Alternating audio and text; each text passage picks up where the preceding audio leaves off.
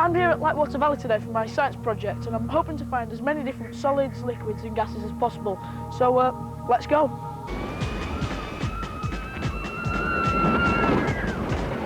Wherever you go, you're surrounded by objects made of different materials.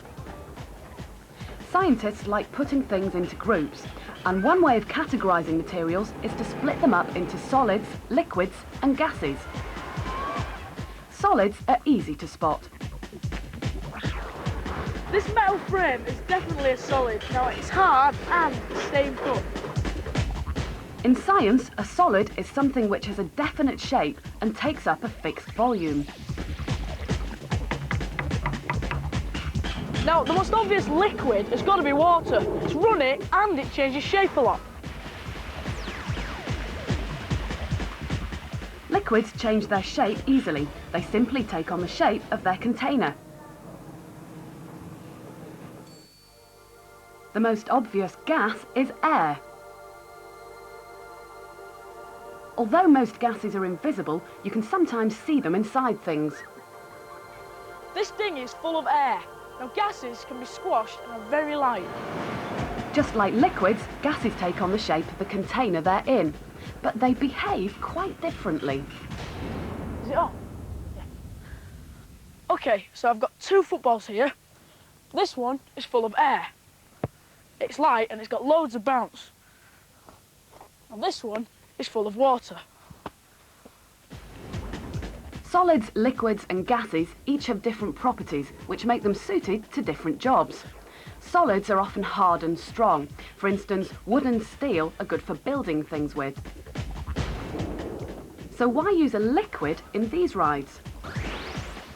And why are these dinghies full of air?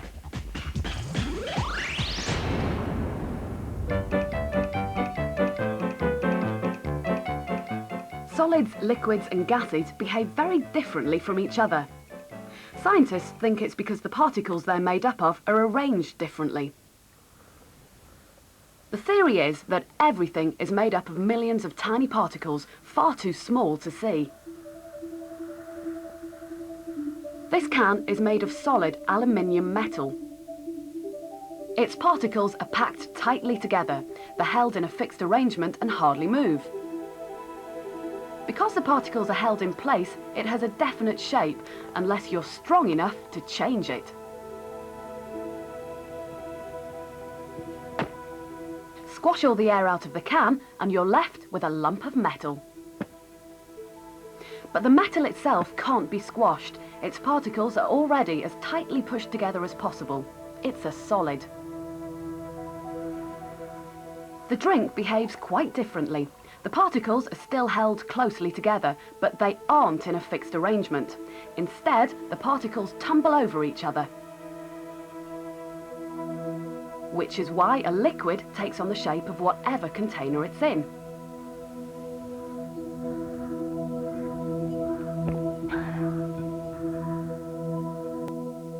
Like a solid, it's impossible to squash a liquid. This bottle's full to the brim. It can't be squashed because there isn't any space between the particles. A liquid can't be compressed. This bottle's full of air. The gas inside can easily be squashed into a smaller space. The particles in a gas aren't held together, and because there's plenty of space in between them, they can be pushed closer to each other. Gases can be compressed. But not every substance fits so neatly into one of these three categories. All things, all stuff, all bits and bats, all clutter and clatter, it all amounts to three things, the three phases of matter. Liquid, solid, gas. Me, my nails are solid, but blood, sweat and tears are liquid. And as for the gas, well, the less said, the better. Gas. All things, all stuff, all bits and bats, all clutter and clatter, it all amounts to three things, the three phases of matter. Liquid, solid, gas. So what's double whipped cream then, besides gorgeous? It doesn't feel like a solid. It looks more like a liquid. Squirts out of a can and sounds like a gas. Definitely gorgeous, perfect and sweet. But whatever it is, it's great to eat. So what's jelly then? And peanut butter? What's sand in my hand? What's mud in the gutter? What's toffee cream? What's ice cream? It's enough to make a grown man scream! But all things, all stuff, all bits and bats, all clutter and clatter, it all amounts to three things. The three phases of matter. Liquid, or solid, or gas.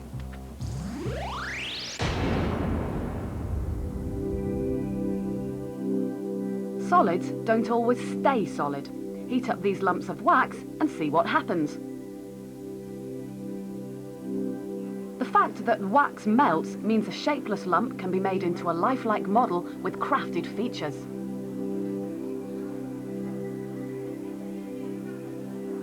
Behind the scenes at Madame Tussauds in London, a waxwork head starts out as a model made of clay.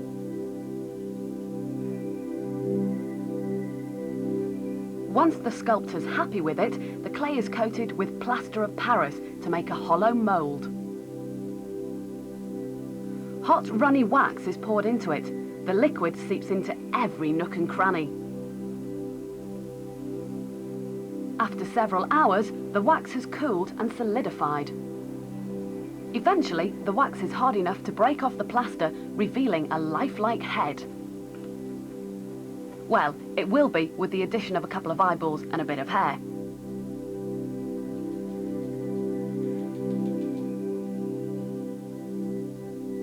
So, what's happening to the wax particles as it melts?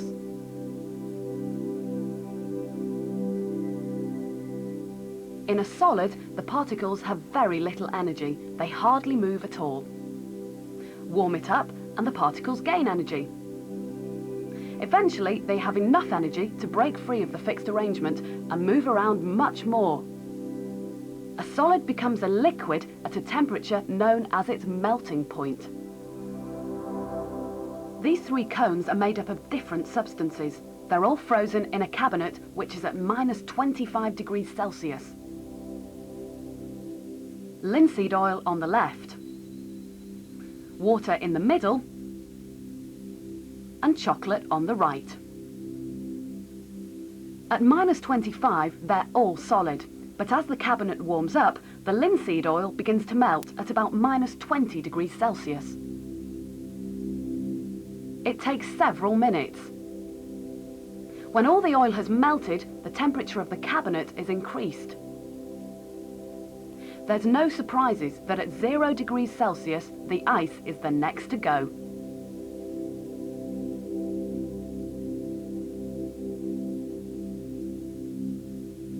The chocolate finally melts at 25 degrees Celsius, the temperature of a hot summer's day.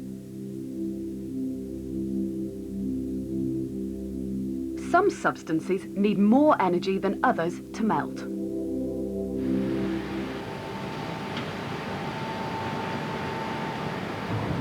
Aluminium melts at 660 degrees Celsius. Recyclers melt down drink cans and produce huge metal ingots. This one will make 1.5 million new aluminium cans.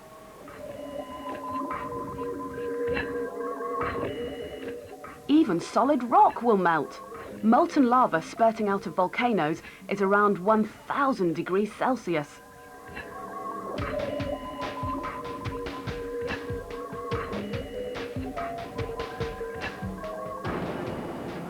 Steelworks rely on melting too. Temperatures as high as 1,550 Celsius are needed to melt iron. Solids need energy to melt.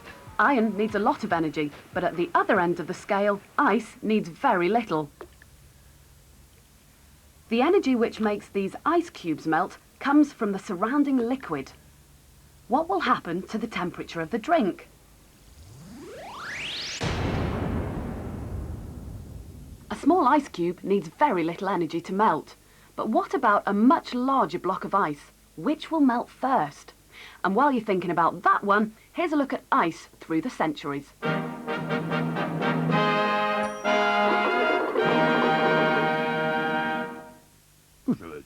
In Roman times, Emperor Nero ordered slaves to collect ice from mountaintops. They travelled miles in high-speed chariots simply to cool his favourite drink. I don't know.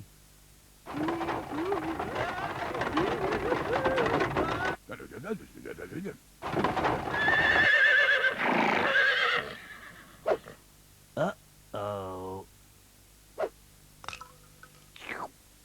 I'll have 2 more.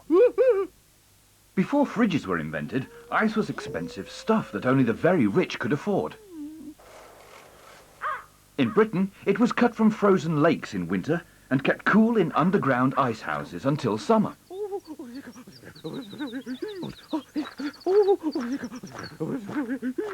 Ice was so rare, it was even imported in huge lumps from overseas. Look out! Oh! The first Brit to investigate refrigeration was a man called Francis Bacon. In 1626, he stuffed a chicken with snow to see if the meat would stay fresher longer. But unfortunately, he caught pneumonia and died before finding the answer.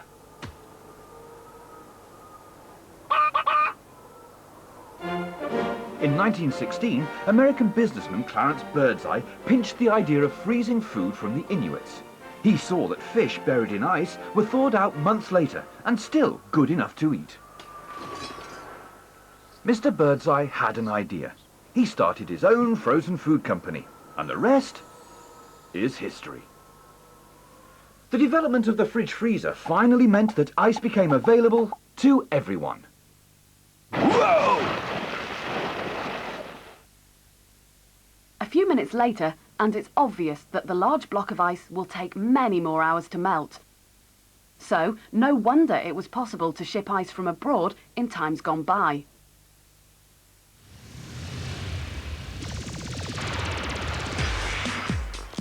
Nowadays, we take ice for granted.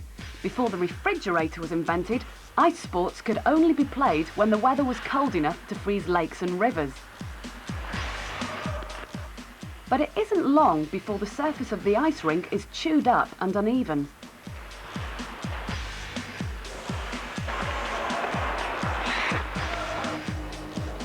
This machine repairs the surface by shaving off the damaged top layer and pouring on water.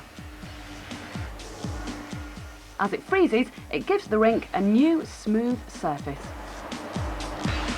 But how is the rink kept cool enough to stay solid?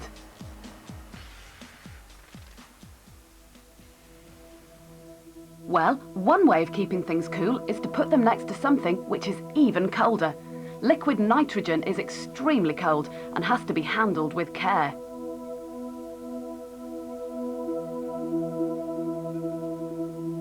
Place almost anything into it and it freezes immediately. Stretchy rubber gloves become as brittle as potato crisps.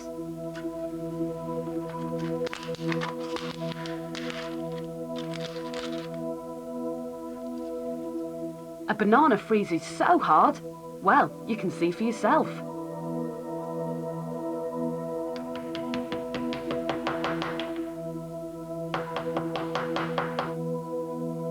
This is mercury.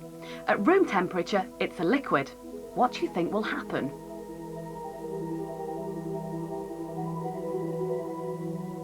But keeping things cool by immersing them in liquid nitrogen isn't very practical. On a hot day, you can keep a drink cool by draping a damp cloth over it. It works because the liquid water in the damp cloth is evaporating. It's gradually changing from a liquid to a gas. When a liquid changes into a gas, it needs energy. The liquid in the cloth takes energy from the bottle, so the drink inside cools down.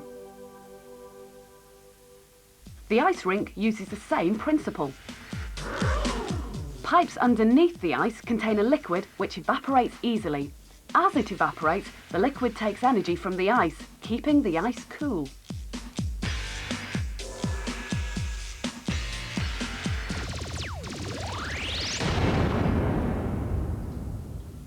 When a liquid changes into a gas gradually, like a puddle drying on a warm day, it's called evaporation. When it happens more rapidly like this, we say the liquid is boiling. The particles in a liquid tumble over each other, heat it up, and eventually the particles have enough energy to escape. The liquid breaks up and becomes a gas. In a gas, the particles move as far away as possible from each other.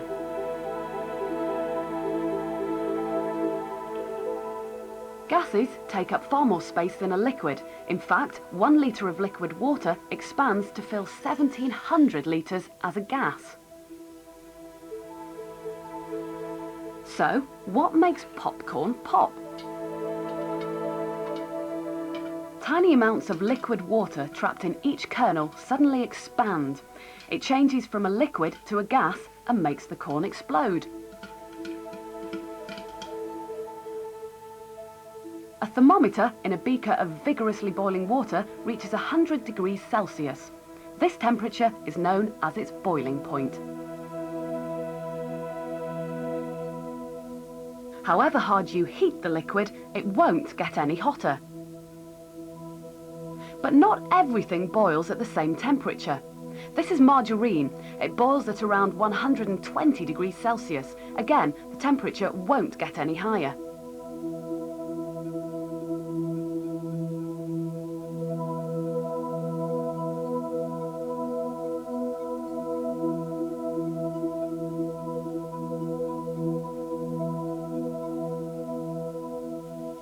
Liquid nitrogen boils at a much cooler temperature. Even on a tray of ice, it boils and quickly disappears.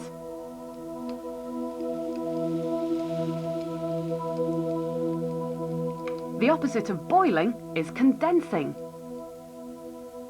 This balloon is full of air. Plunge it into liquid nitrogen and firstly the rubber freezes, it becomes crispy, but what's happened to the gas inside?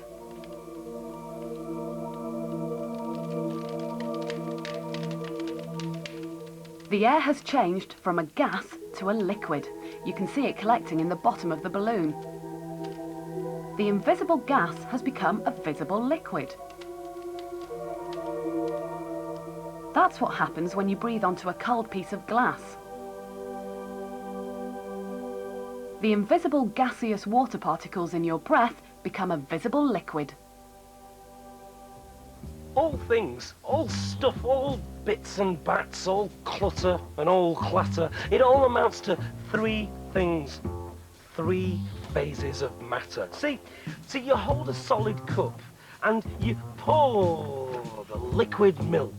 But if you boil the liquid milk in the solid pan, then what comes to pass is neither solid nor liquid, but gas. See, it matters, does matter. Solid, liquid, gas.